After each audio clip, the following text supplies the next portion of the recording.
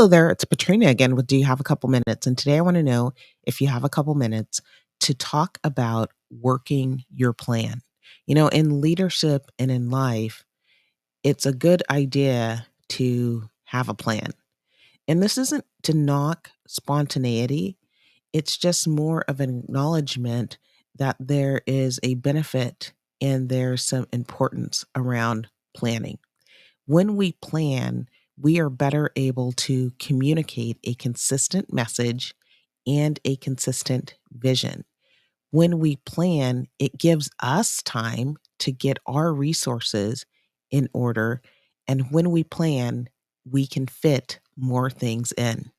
When I was growing up, I remember going to the grocery store, uh, and my mom seemed to be able to pack more into a basket than anyone else I ever observed in the store. Just the way she put things in the basket was very orderly. And there's some lessons I learned from that. So when she came to the store with a list so that she could be sure to pick up everything that she needed. And there was always a little bit of room for some spontaneous purchase, usually like some apple strudel dessert or some other sweet. We always had a bit of a drive from the grocery store, which was the commissary. We would shop on base and we lived off base. So there'd always be a little bit of a drive from that commissary back to home. And so the last things that were put in the basket were always the frozen items.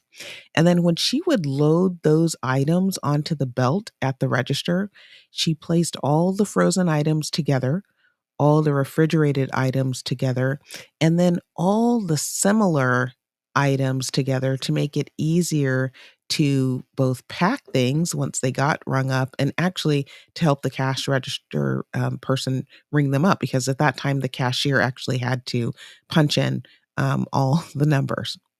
Now, when we got home, those frozen items went into the freezer first.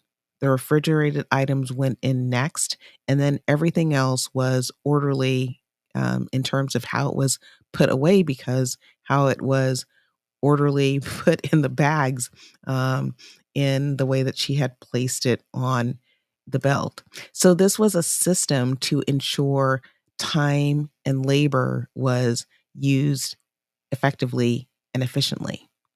So there were some definite lessons that I took away from that simple task of shopping about having a plan and working it. If you have a lot of things to do and you don't want to forget them, make a list. It's an easy reference to keep you moving toward accomplishing your goal. When you're accomplishing a task, figure out what elements of the task are best to be grouped together. Work the plan, and within the plan, leave some room for other possibilities and opportunities that might work with your plan or help to make your plan better. And I also learned that a task is not completed until it's done. When we plan, we can efficiently use our time to get more things done. And even the tasks that seem boring and monotonous can benefit from planning. So, with that, I want to encourage you to figure out your plan of action, both professionally and personally, and then just work your plan. It's going to be beneficial. And with that, that is my few minutes for today. I hope that you found that this has been a topic that's been inspiring, something to help you think, learn, grow, and ultimately lead a more fulfilling life.